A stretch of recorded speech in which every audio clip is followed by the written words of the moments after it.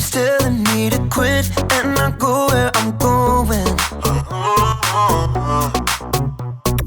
But I'm never ever gonna stop, and there's no sign of slowing. Ooh,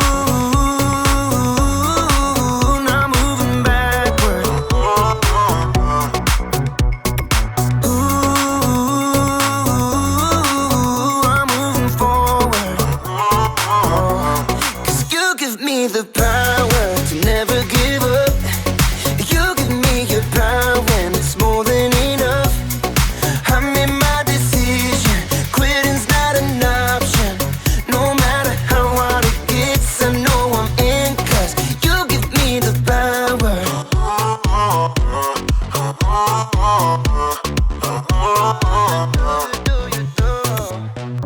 I'm committed to your plan, so I'll follow all of my days. Every day you give me strength to follow after your way. 'Cause you give me the power to never give up. You give me your power when it's more than enough. I made my decision, quitting's not an option. No matter how hard it gets, I know I'm in, 'cause you give me the power. Yeah, you give me the power. Ooh, now moving backward. Ooh, I'm moving forward. 'Cause you give me the power to never give up. You give me your power when it's more than enough. I made my decision, quitting's not an option. No matter how hard it gets, I know I'm in, 'cause you give me the power. Yeah, God gives me the power. You give me the power.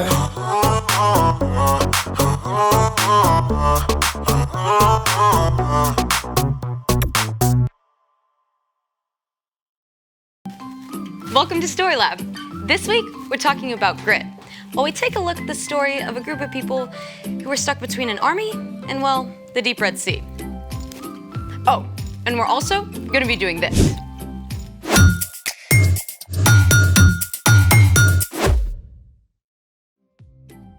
Hey, I'm Skylar. And I'm Sebastian. We're talking about grit, which is refusing to give up when life gets hard. Or refusing to get grouchy when every day for a whole week is cloudy. I like cloudy days. Really? They're good for thinking and reading. And hot chocolate. There's actually a Cloud Appreciation Society. For reals? Wow, there really is. You should see the stuff they have posted. That's a lenticular cloud. They often form over mountains or even tall buildings. Looks like a pancake. I should have had breakfast this morning. Check this out. These cloud rolls are called morning glories. They show up when a downdraft from an advancing storm causes moist, warm air to rise and cool fast. Looks like cloud twizzlers. Here's another one. What? Mammatus clouds. They can form when ice crystals fall out of cumulonimbus storm clouds. I'm pretty sure that's a set of a Marvel movie. I've changed my mind. I think every day should be a cloudy day. Good, because we're about to make our own cloud right now. Yes! Let's make it! Step 1, find a large glass jar. Done. Step 2, fill a cup with ice cubes. So far, so good. Next, you're gonna want to take the lid off of your jar. And step 3, boil some water. And then pour it in the jar. Make sure you get a grown-up to help. And once you have a fair amount, carefully swirl it to warm up the sides. It's hot. Yes, it is. Next, turn the lid upside down and fill it with ice cubes. Then you're gonna let it wait for 20 seconds. What are we supposed to do for 20 seconds?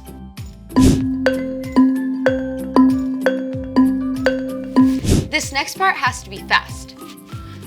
Step 6. What's gonna happen is you're going to remove the lid, pump hairspray into the jar, and then immediately put the lid back over it. Are you ready? Yes, I'm ready. Can you do it? I can do it. Okay, 3, 2, 1. I can see it brewing. Release the cloud. Oh, that's so cool. Bring on the cloudy days. Good, because there's a ginormous pillar of cloud in today's story. It's time for The story before the story. Today, we're in the second book of the Old Testament, Exodus. God made a plan to bless the whole world through one family, the Israelites. But for hundreds of years, the Israelites had been enslaved in Egypt. They cried out to God for help, and God sent a man named Moses who faced down the king, Pharaoh. After a lot of crazy plagues, Pharaoh let the Israelites go. But even though the Israelites were free, they're not yet safe. And that's where our story starts. Hey everyone! Okay, so as we all know, the Israelites were all packed up. Thousands and thousands of people, families, kids, herds, and flocks. You can imagine, they couldn't move very fast. God was leading them every step of the way, away from Egypt, appearing in a pillar of cloud during the daytime and a blazing pillar of flame at night. At last, the Israelites came to the Red Sea, which stood between them and the desert road to Canaan. But while the Israelites set up camp along the shore of the Red Sea, back in the palace, Pharaoh was having serious second thoughts. What have we done? We've lost all our workers. Prepare 600 chariots at once. Pharaoh jumped in his chariot and led an army of chariots and horsemen racing across the desert after the Israelites. The galloping horses and rattling chariots kicked up clouds of dust, and soon the Israelites could see them coming. There was no way they could outrun the Egyptian army. The Israelites were trapped. Why did you bring us out in the desert to die? It would have been better to stay in Egypt than die out here. The Israelites wanted to give up, but Moses kept his eyes fixed firmly on God. Don't be afraid. Stand firm. The Lord will save you today. The Lord will fight for you. Just be still. Right there, in a place that seemed like a trap, God spoke to Moses. Hold out your walking stick. Reach out your hand over the Red Sea to divide the water. Divide the water? Okay, that is not what water does. But God's presence in the pillar of cloud moved from the front of the Israelite caravan and stood behind them all night to block them from view of the Egyptians. Moses reached his hand over the sea. Through the night, God sent a strong wind to push back the waters. Soon, the Israelites faced a dry path right through the middle of the Red Sea. I mean, can you imagine what it must have felt like? You're at the edge of a vast sea, but straight ahead the water just splits. I mean, ginormous walls of water rise up on either side of the path before you.